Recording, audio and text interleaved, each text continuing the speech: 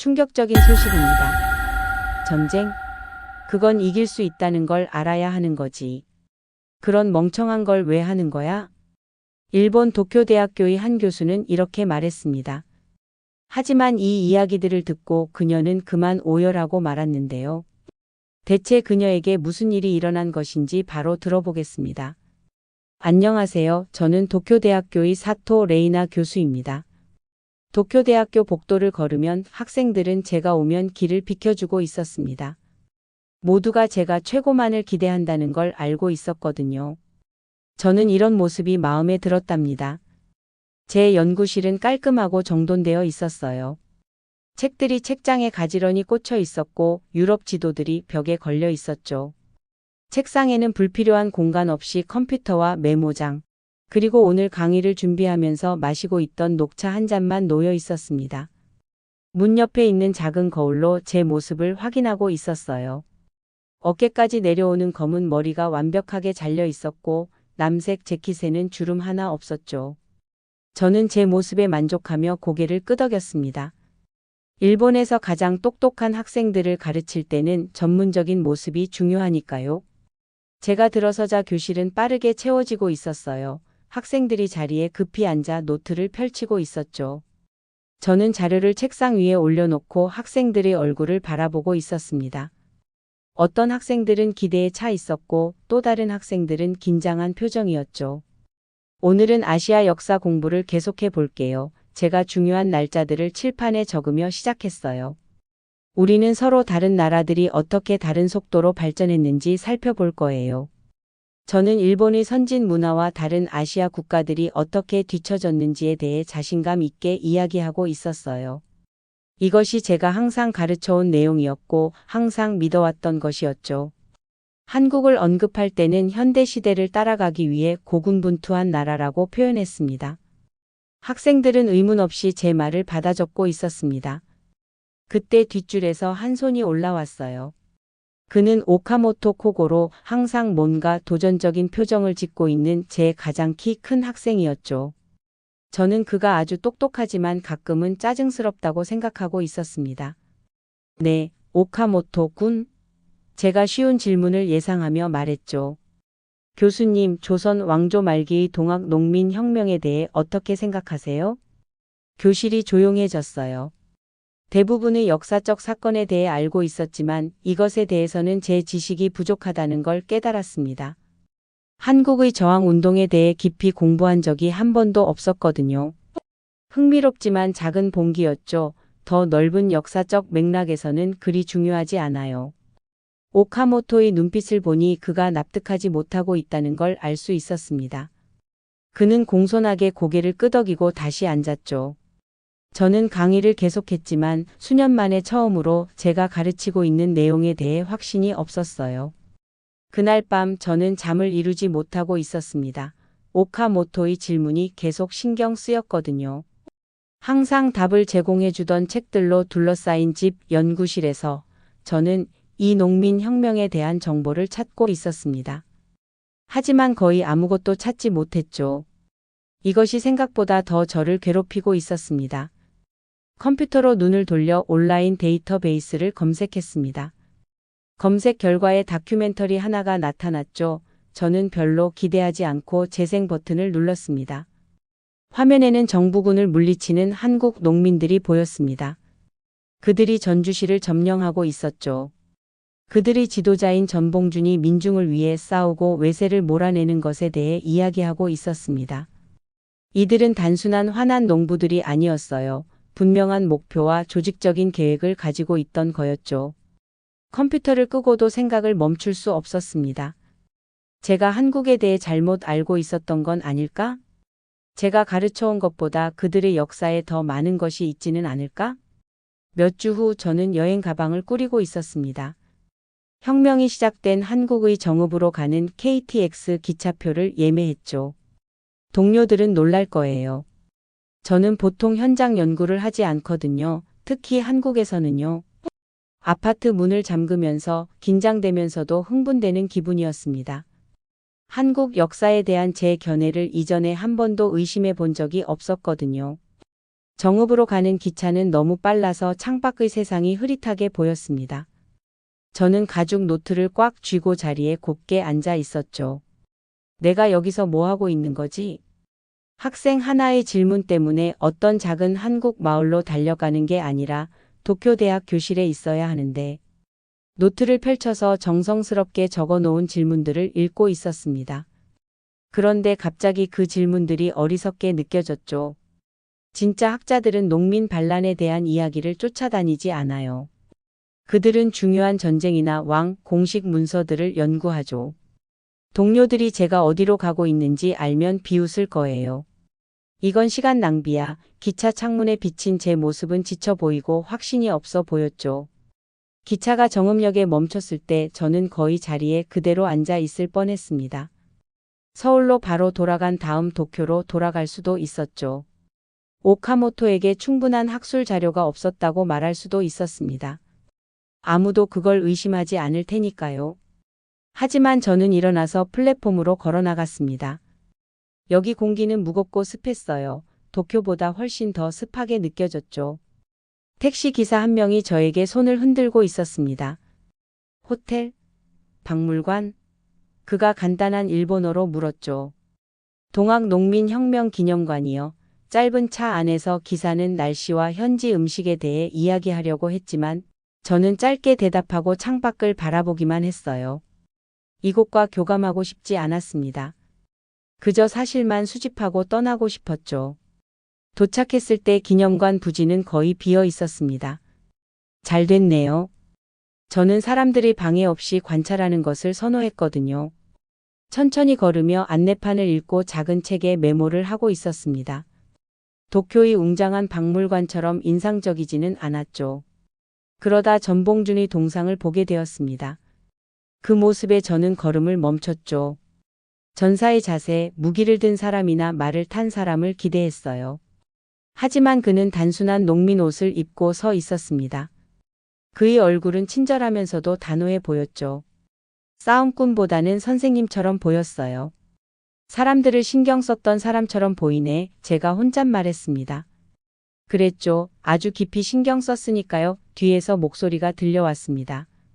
제가 빠르게 돌아보니 길에 떨어진 나뭇잎을 쓸고 있던 노인이 보였습니다.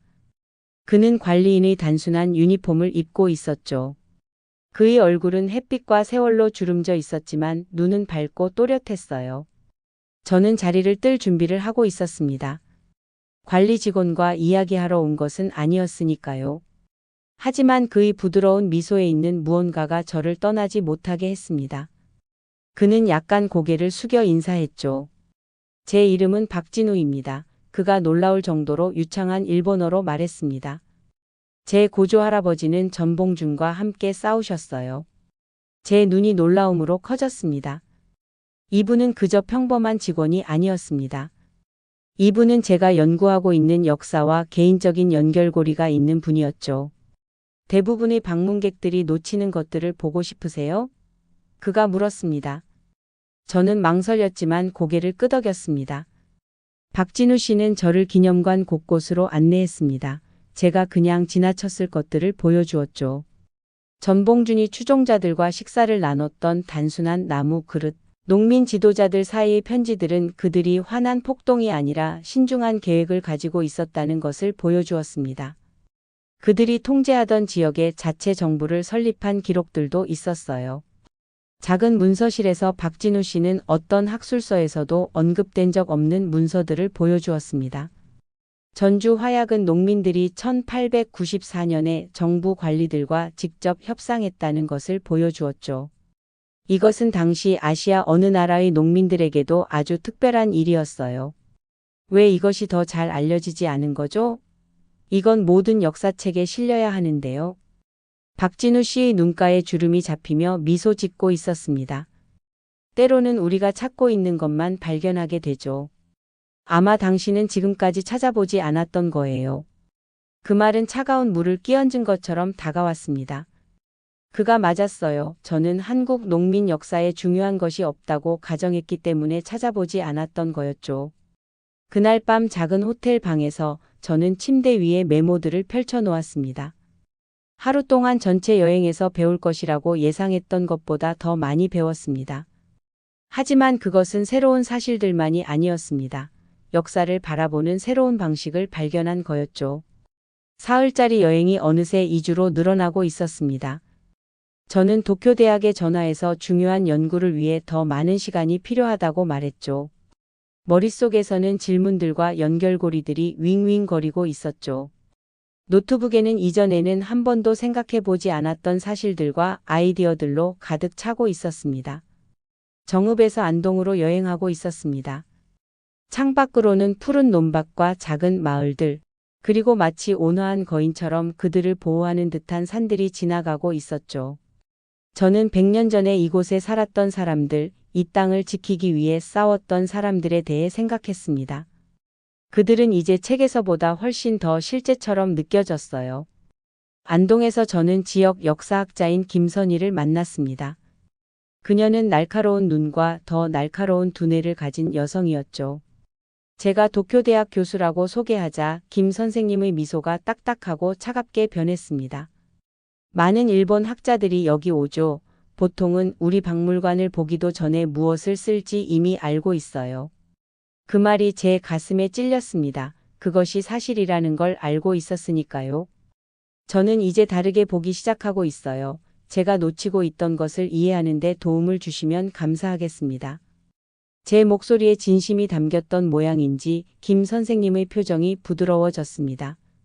그녀는 고개를 끄덕이며 주변을 안내해 주기로 동의했습니다. 함께 일본 점령기 동안 한국 항일 투사들이 숨었던 장소들을 방문했습니다. 전령들이 비밀 편지를 전달했던 좁은 산길을 걷고 농부들이 도구를 내려놓고 조국을 지키기 위해 무기를 들었던 들판에 섰습니다. 작은 마을 박물관에서 선희 선생님은 오래된 소총들을 보여주었습니다. 현대 일본군에 비하면 턱없이 부족했던 간단한 무기들이었죠. 이제는 녹이 슬어 있었지만 저는 한때 그것들을 들었던 손길을 느낄 수 있을 것 같았습니다. 이들은 군인이 아니었어요. 그들은 평범한 사람들이었죠. 농부, 교사, 가게 주인들이요. 군사 훈련을 받지 않았어요. 저는 유리 뒤에 보호된 편지를 살펴보았습니다. 그것은 항일운동에 참여하는 아들에게 보내는 어머니의 편지였어요. 번역문에는 이렇게 적혀 있었습니다. 살아 돌아오지 마라. 내 죽음이 언젠가 우리나라를 되찾을 유일한 희망일지도 모른다. 그 말이 제게 강하게 다가왔습니다. 학자로서 저는 항상 역사를 안전한 거리에서 연구해 왔으니까요. 이런 물건들, 이런 편지들은 교과서가 결코 해주지 못했던 방식으로 모든 것을 느끼게 해주고 있었죠. 이것은 나치 점령에 맞선 유럽의 저항운동을 떠오르게 하네요. 하지만 이건 수십 년 더 일찍 일어났어요. 네, 그런데도 서양 역사책은 한국의 저항에 대해 거의 언급하지 않죠. 일본 역사책은 더 적게 언급하고요. 왜 그럴까요, 교수님? 그 질문이 불편했지만 좋은 의미에서였습니다. 그것은 역사의 어떤 부분이 중요한지를 누가 결정하는지에 대해 더 깊이 생각하게 만들었거든요. 어떤 저항운동이 기억될 가치가 있는지를 누가 결정하는 것일까요? 그날 저녁 저는 호텔에서 이메일을 확인했습니다. 학과장 다나카 교수의 메시지가 있었습니다. 장기간 부재에 대한 우려가 커지고 있습니다. 학과에서는 이런 시골 탐방의 학술적 가치에 의문을 제기하고 있습니다. 빠른 귀환을 부탁드립니다. 또 하나의 이메일이 오카모토에게서 도착했습니다.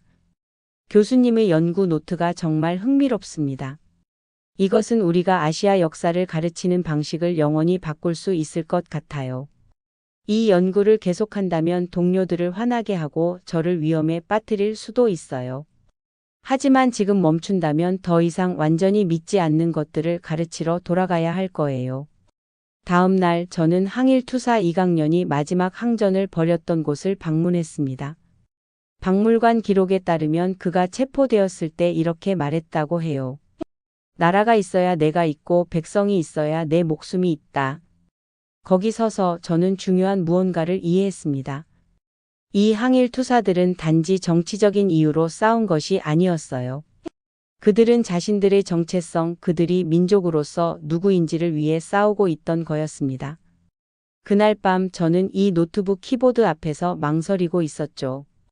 그리고 저는 다나카 교수에게 이메일을 타이핑하기 시작했습니다. 저는 연구 여행을 무기한 연장하려고 합니다. 제가 발견하고 있는 것들은 한국 역사에 관한 우리 교과 과정의 완전한 재고를 필요로 합니다. 귀국 시 모든 발견을 공유하겠습니다. 마음이 바뀌기 전에 전송 버튼을 누르고 있었습니다. 이전의 교수로 돌아갈 수 없게 된 거였죠. 저는 제가 누가 되어가고 있는지 정확히 알지 못했지만 경력 중 처음으로 모르는 것이 두렵기보다는 흥미진진하게 느껴졌습니다. 며칠 후 서울 전쟁기념관이 마치 돌과 유리로 만들어진 거인처럼 제 앞에 높이 서 있었습니다. 벽에는 커다란 사진들과 지도들이 걸려 있었고 유리 진열장에는 군인들의 제복과 무기, 개인 물품들이 놓여 있었습니다. 각각의 물건은 고통과 용기의 이야기를 들려주고 있었어요. 은퇴 안경을 쓴 장 박사가 박물관 특별 보관소를 안내해주고 있었습니다. 이곳은 대부분의 방문객들이 절대 보지 못하는 공간이었죠. 여기는 공개 전시되지 않은 서류, 사진, 녹음물들이 보관되어 있었어요. 여기 1950년 서울이 함락됐을 때의 자료들이 있습니다. 장 박사가 조심스럽게 폴더를 열며 말했습니다. 안에는 북한군이 점령했을 때의 서울 모습을 담은 흑백 사진들이 있었습니다.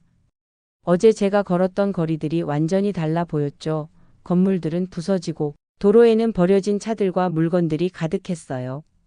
수도가 단 사흘 만에 함락됐어요. 일반적인 군사 논리로는 전쟁이 거기서 끝났어야 했죠. 하지만 끝나지 않았습니다. 저는 남한군과 유엔군이 낙동강 주변의 작은 지역으로 후퇴하는 것을 보여주는 지도를 보았습니다. 그들은 등 뒤로 바다가 있었고 더는 갈 곳이 없었습니다. 저는 그곳에서 싸웠던 군인들과 민간인들의 직접적인 증언을 읽으며 몇 시간을 보냈습니다.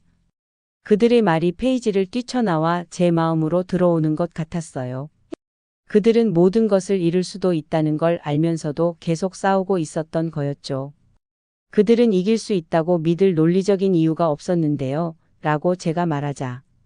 때로는 논리가 역사를 앞으로 나아가게 하는 것이 아닙니다. 장 박사가 대답했습니다. 그 간단한 말이 천둥처럼 저를 강타했어요. 제 전체 경력은 역사를 논리적으로 바라보는 것, 수학 문제처럼 원인과 결과를 분석하는 것에 기반을 두고 있었거든요. 하지만 여기에는 논리를 넘어선 무언가가 일어나야 했던 순간이 있었던 거였습니다. 서울에서 저는 1950년 9월 미군과 남한군이 상륙작전을 펼쳤던 인천으로 여행했습니다. 예전에 군인들이 집중 포화 속에서 상륙했던 해변을 따라 걸었죠.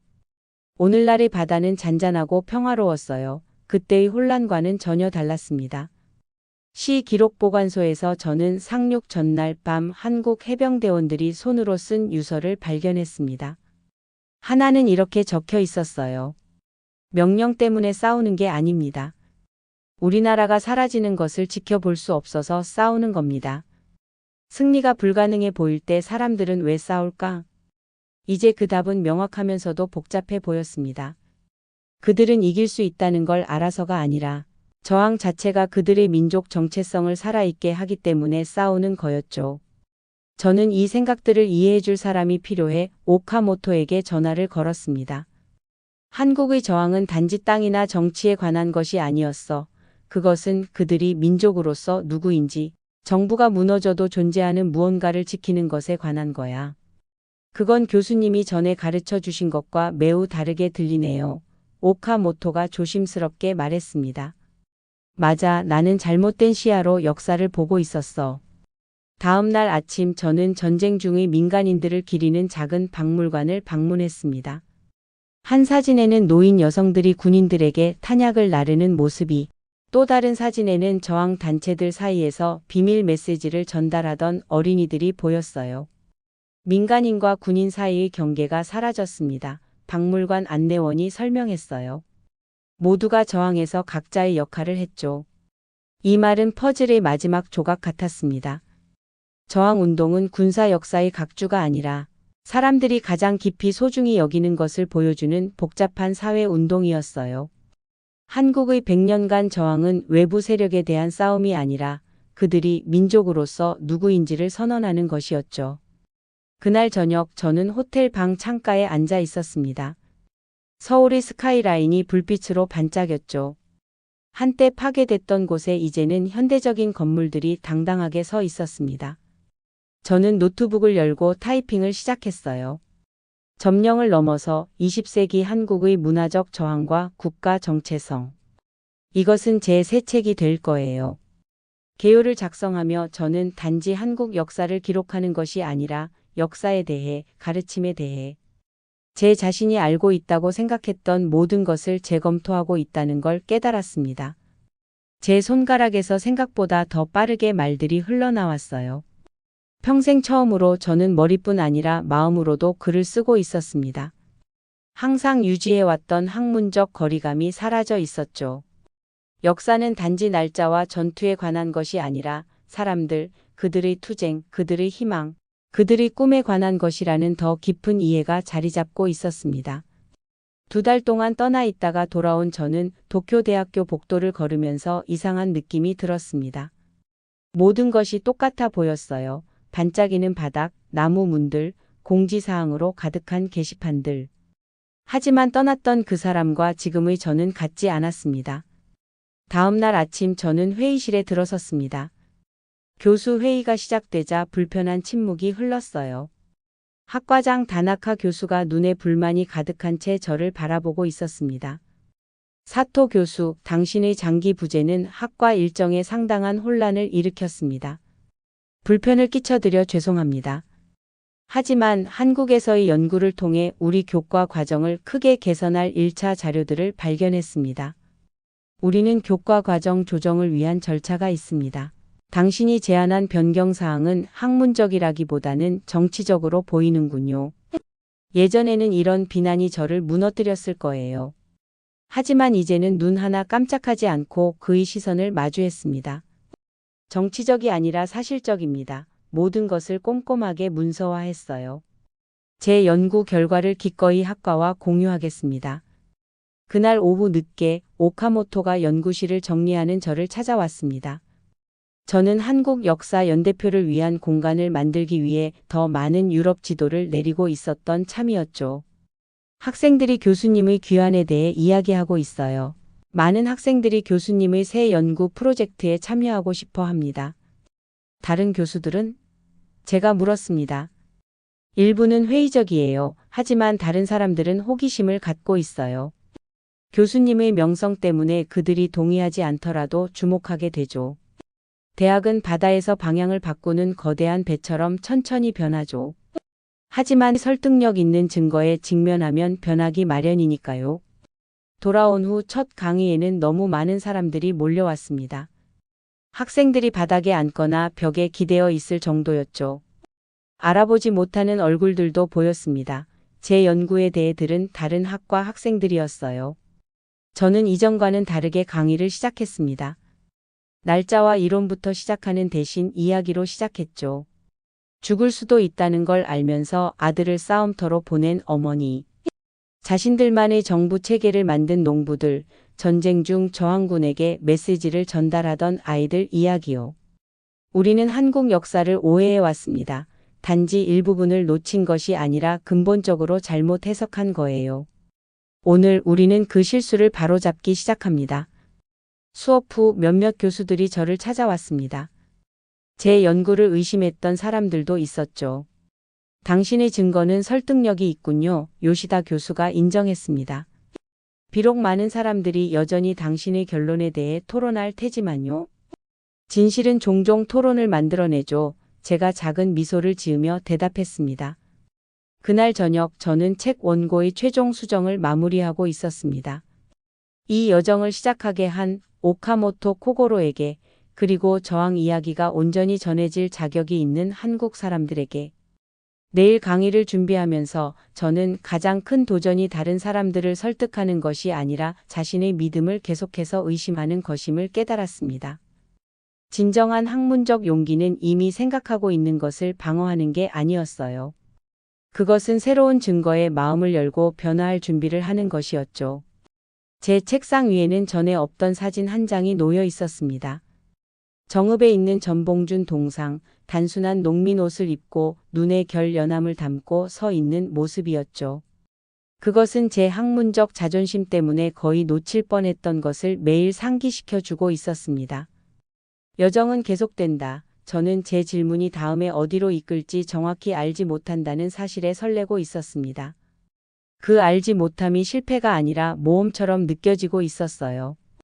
저는 한국기념관에서 길을 쓸고 있던 박진우 씨와 아직 제대로 전해지기를 기다리고 있는 모든 이야기들에 대해 생각하며 제 작업이 이제 막 시작되었다는 것을 깊이 느꼈답니다.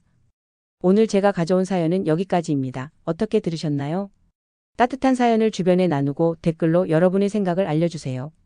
좋아요와 구독, 알림 설정 항상 감사합니다. 오늘 하루도 행복 가득하시고 저는 무한감사였습니다.